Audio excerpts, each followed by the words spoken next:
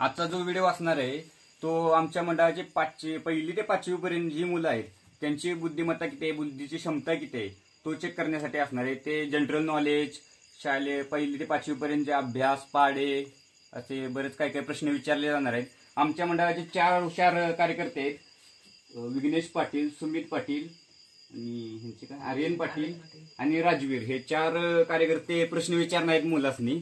तर पाहूया आपण। तुमच्यात पाडक म्हणून येते उठ बघा बिलबुल म्हणून बघूया। हा कुठला? 4चा पाडा म्हणून 4 उभा राहा 4 की 4 4 8 4 12 4 9 16 4 4 4 7 28 हे हसू नका 4 7 म्हणतात की पुढचं नाही 7 तुझं चुकलं या। आता स्वराज उठ तुझं म्हण बघूया। 4चा पाडा 4 की 4 4 8 4 12 4 16 4 5 त्या दोघांनी म्हणून दाखव तुला ते येते त्यांच्याकडे म्हणून म्हण 4 के 4 4 2 8 4 3 12 4 16 4 25 4 24 4 8 4 7 28 4 8 32 4 9 36 4 10 4 हे सुट्टी उठ। भारतात देश किती येतं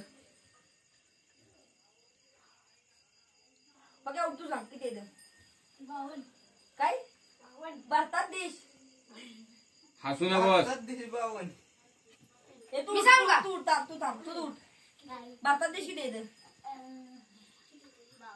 मी सांगू का? थांब तू किती येतं सांग उठ थांब की तू हुशार आहेस माहिती उठ उठ उठ उठ किती येतं हा शून्य। हा गुड, बघ गुड. बघा काढलंच ते लेका पहिलीच्या पोरानं प्रश्न उत्तर सांगितलंय। आणि तुम्ही काय करताय? भारत हा एकच देश आहे, भारतात देश असते तुम्ही काय म्हणणार होतो माहितीये का? भारतात एकच देश आहे, एकमेवच देश आहे तो म्हणजे भारत असं म्हणणार. तू माहिती आहे हुशार आहेस डझन केळी 20 रुपयाला, 12 केळी किती रुपयाला? मी त्याला विचारलंय. माहिती सांग एक केळी 1 डझन केळी 40 रुपयाला तर 12 केळी किती रुपयाला? कॅल्क्युलेशन कर ना, गुणिले कर ना। कॅल्क्युलेशन कर.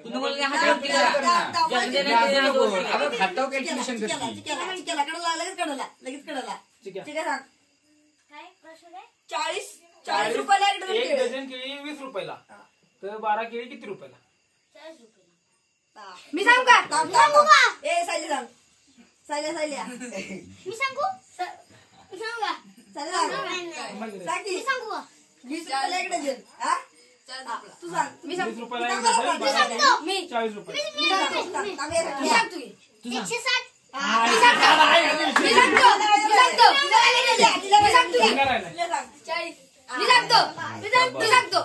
थांब की, तू सांग. 240 240 बरोबर. 240 20 रुपयाला 20 रुपयाला. सांग की असं. कसं सांगू का? एक डझन केळी म्हणजे 12 केळ 20 रुपयाला.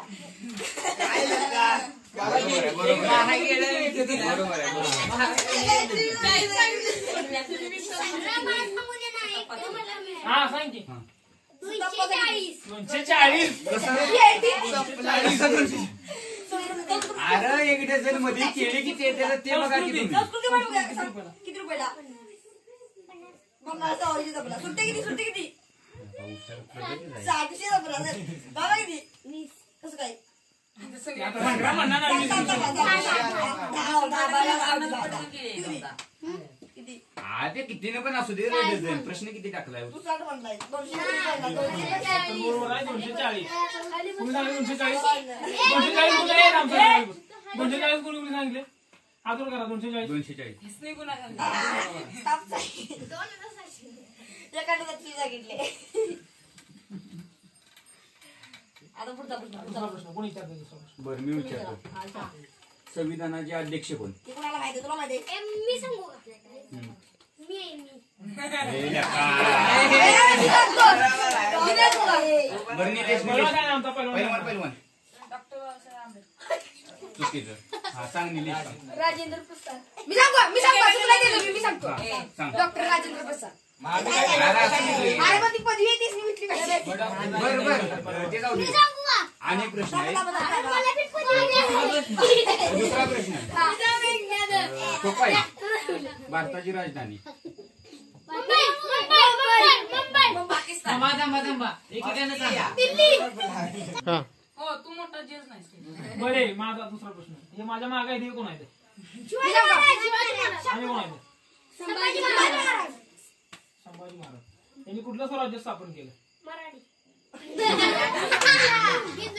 हिंदवी. स्वराज्याची राजधानी कुठली? स्वराज्याची राजधानी कुठली? हुशार आहे, हुशार आहे. शिवाजी महाराजांचं पूर्ण नाव? शिवाजी इकडं माहित आहे का? सांगूया. त्यांच्या आईचं नाव? हे शिवाजी महाराजांच्या आईचे नाव शिवाजी काय? महाराजांच्या आईचं नाव?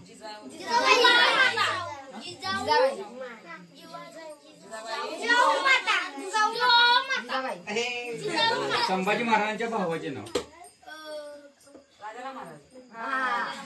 संभाजी महाराजांच्या मुलाचे नाव? मुलीचे नाव? हाय हाय कुणी सांगितलं भावानी? हुशार बरोबर.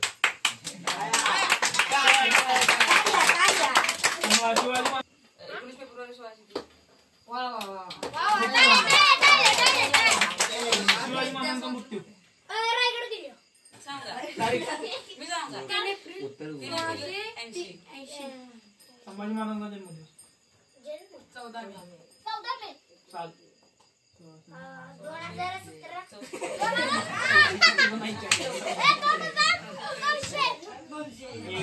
सिरियसली उत्तर आहे, काय पण उत्तर द्यायचं नाही. मृत्यू?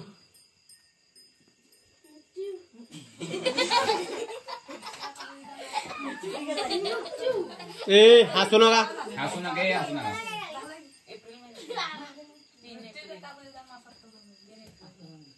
1900 सॉरी 1600. संभाजी महाराजांनंतर कुणी स्वराज्य हे केलं? रक्षा कुणी केली? रक्षण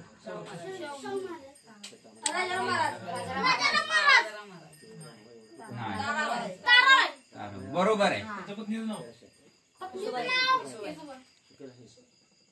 संभाजी महाराजांच्या पत्नीचं नाव?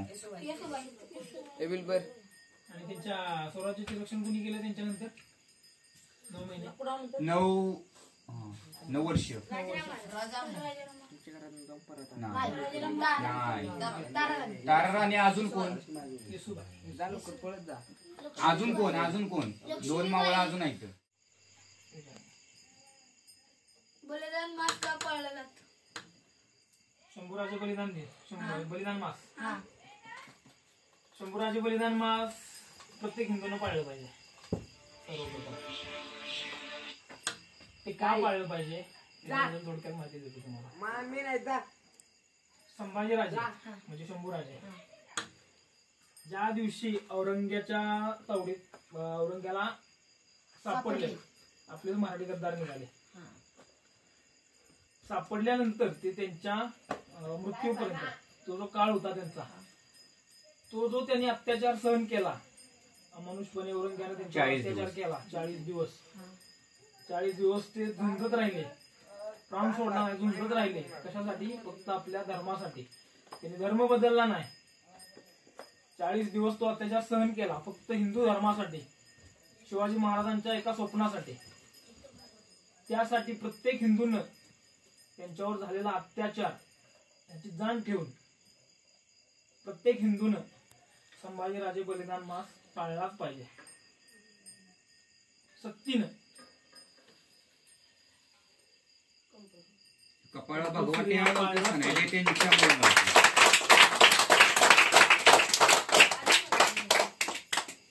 आपण आता शिवजयंती झाली 21 फेब्रुवारी, त्यावेळी छावा पिक्चर दाखवण्यात आला तुम्हा सगळ्यांना.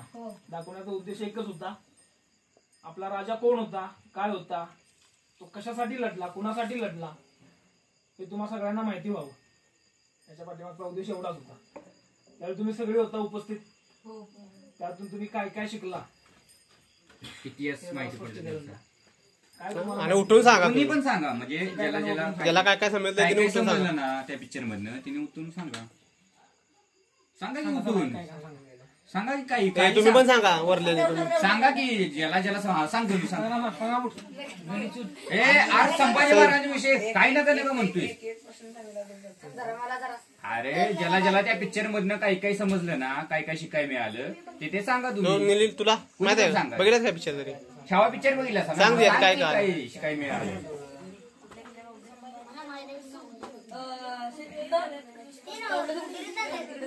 हा सांग सांग. ए थांबा थांबा थांबा. ए थांबा. ए थांब थांब थांब.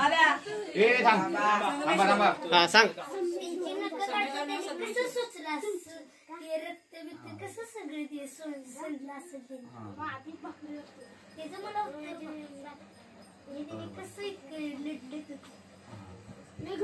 अजून कोणाला काय इकडे ए अजून कोणाला प्रश्न म्हणजे तिने ते सहन केला सगळा त्याग हा कशासाठी त्याग? तुम्ही सहन करू शकता का तुम्हाला वाईट जरी हाताला कापलं तर तुम्ही रडताय जा मग तिने कसं सहन केलं असेल 40 दिवस माही सांग कुठं बघितलेस ना विचार. मला आता काही काही काही सुचले तुमचं. हा सांग की मग सांग सांग. अरे बोल की बोल ए, तुला सिरियसली सांगा. सांग ए, उठ सांग हा, उठ उठ उठ. पवन तुला काय पवन पवन काय तुला काय अरे सांग की संभाजी महाराजांचा पिक्चर बघितला त्यातनं काय काय शिकायला मिळालं ते सांग की. काही सांग तुला शिकायला मिळालं ते अक्का सहन केला. तुला याच्या आधी काय संभाजी महाराज माहित होतं का काही संभाजी महाराज कोण होते ते काय शाळेत तर शिकवलेलं तुला इतिहास मग सांगते पवन हा, सांगते सांगा सांग सांग. तर मी आता पिक्चर बघितला त्याच्यामध्ये संभाजी महाराज युद्ध खेळताना हा. ते मूल जे होतं ते त्यांनी असं धरून त्या मुसलमानच्या त्या बर हा बाईच्या हातात दिलं. हा मग ती समजली तुझ्या भावना समजल्या. अजून कोणाला काय बघितलं चिका उठ, चिका.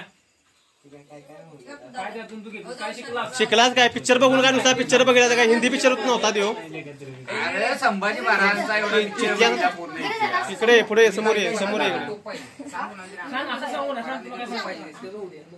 महाराज आपल्या मराठी जातीसाठी शेवटपर्यंत धडपडत राहिले आपल्या शेवटपर्यंत आपले रक्त व सगळं मराठ्यांसाठी देत राहिले. ए तुला अजून काय सांगा, उठ, सांगा. वेदांत तुला अरे काय नाही छावा पिक्चर कधी बघितला त्यातून तुला काय बघायला मिळालं काय तू त्यातून काय घेतलं एवढं सांग.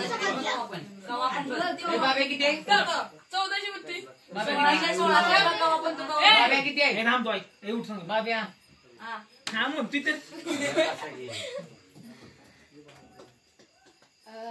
संभाजी महाराजांची आतापर्यंत झालेल्या लढाई त्यांच्या शरीरावर झालेले आतापर्यंतचे वार त्यांनी कसे सहन केले किंवा त्यांच्यावर झालेले अत्याचार ते 40 दिवस कसे सहन केले त्यांनी आणि लास्टची जी घटना आहे ती पिक्चर मध्ये बघताना असं डोळ्यात आपोआप पाणी निघतं. तर माझं एकच म्हणणं आहे की आपण जास्त नाही थोडासा तरी आपण त्यांच्या पावलांवरती पाऊल ठेवून थोडासा तरी त्यांना सहभाग म्हणजे आपण त्यात व्हायला पाहिजे म्हणून आपण संभाजी महाराज बलिदान मास पाळलं पाहिजे एवढंच माझं म्हणणं आहे.